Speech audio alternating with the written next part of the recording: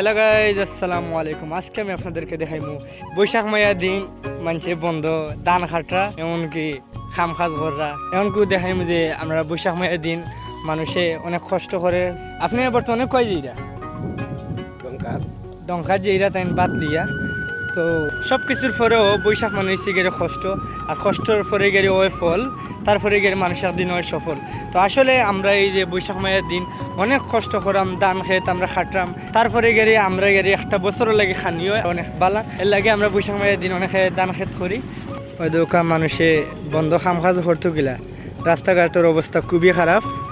এখন এই যে ফেক পানির মাঝে মানুষের টেলা লইয়া ও সম্ভব, এমনকি কোনো লাখান গাড়ি মেঘ বাদলির দিন তারা অনেক অসুবিধা হয়।